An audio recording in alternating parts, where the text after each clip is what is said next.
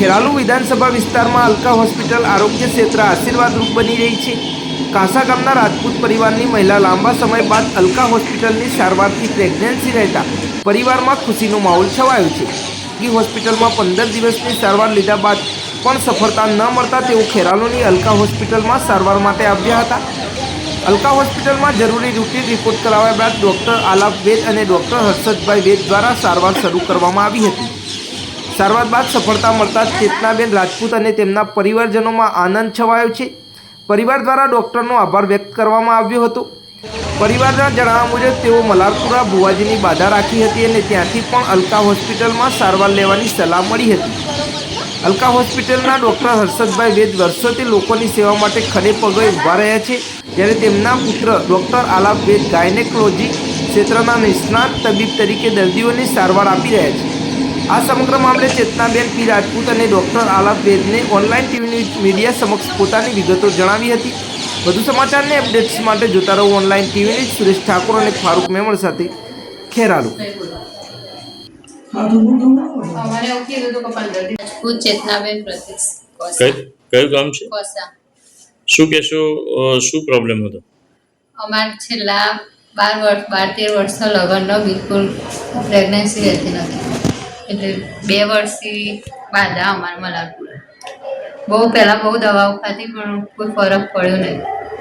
પછી પહેલાં બીજા દવા ચાલુ હતી, એ ડૉક્ટરે એવું કીધું હતું કે હવે કશું થાય નહીં, હાલ 15 દિવસ પછી ફરીથી આવજો, માનસિક આયાના બીજા દિવસથી દવા ચાલુ કરીશું। પછી અમને બુઆજી એવું કીધું કે તમે કાલે જ અલકામાં જતો, એટલે અમે અહીંયા આવ્યા, એટલે આ સાહેબે અમને 15 દિવસની દવા આપીને અમારે રિઝલ્ટ મળ્યું। કવર થાય જ નહીં, ટેસ્ટ પહેલું કરાવવું પડશે, જો એ ફેલ જાય તો બીજું એ કરાવવું પડશે, બીજું ફેલ જાય તો ત્રીજું કરાવવું પડશે, તો પણ રિઝલ્ટ મળે કે ના મળે। શું નામ શું કહેશો, શું ઘટના છે?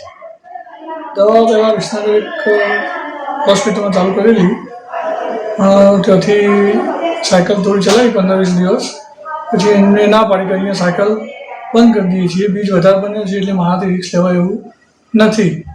મારા મલારપુરા વર્ષોથી 3-4 વર્ષથી બાધા ચાલુ છે। ભગવાનભાઈ જીવતા હતા ત્યારે પણ મારી બાધા હતી, હાલ ભગવાનભાઈ એક્સપાયર થઈ ગયા। એમના દીકરો છે ઈશ્વરભાઈ કરીને, એ હાલ બુવાજી ઉપર ગાદી એ પોતે એને સંભાળી રહ્યા છે। મેં એમને વાત કરી કે આવું બુવાજી કીધું છે, એટલે એમને કીધું કે તમે તાત્કાલિક હલકામાં ઓળખી જાઓ અને સાહેબ કોઈ પ્રમાણે ડિસિઝન લો। મેં હલકામાં આવીને સાહેબને મળ્યો, આલાપ સાહેબને, અને એમને બધું ચેક કર્યું। મને ખાલી ગોળી લખેલી એમને કે આ ગોળી તમે 15 દિવસ લો, બરાબર? એ મેં 15 દિવસ ગોળી લીધી અને રિઝલ્ટ મને મળી ગયું। હું બધી જગ્યાએ ફર્યો હોસ્પિટલોમાં, પણ આવું રિઝલ્ટ મેં ક્યાં જોયું નથી। હલકામાં પહેલી વખત અમે રિઝલ્ટ જોયું। ડૉક્ટર આલાપ, અને તમે જે આ વાત સાંભળી એ હું તો બહુ જ ખુશ છું એમના રિઝલ્ટથી, અને બુવા જે એવું થયું એ વાતથી બી હું તો ખુશ છું। ને એમનો જે કેસ હતો બહુ જ અઘરો કેસ હતો, 12 વર્ષ થયેલા હતા લગ્નના, ઘણા બધા ટ્રાય એમને કરેલા હતા, અને આપણે અહીંયા જે સિસ્ટમ ચાલે છે કે આપણે જેટલું બને એટલું કે વિધાઉટ આઈવીએફ પ્રેગ્નન્સી મળે એવું ટ્રાય કરીએ છીએ, અને છેલ્લા 1 વર્ષથી આજે આખી નવી સિસ્ટમ આપણે સ્ટાર્ટ કરી છે, એના બહુ જ સારા રિઝલ્ટ છે। ને આ તો એક દેખીતું પરિણામ છે જ, પણ બીજા બધા અમે આવી રીતે વિડીયો મોટા ભાગે કરતા નથી, બાકી અમારા બહુ જ બધા કેસ આમાં પોઝિટિવ આવે છે અને બહુ જ સારું પરિણામ છે।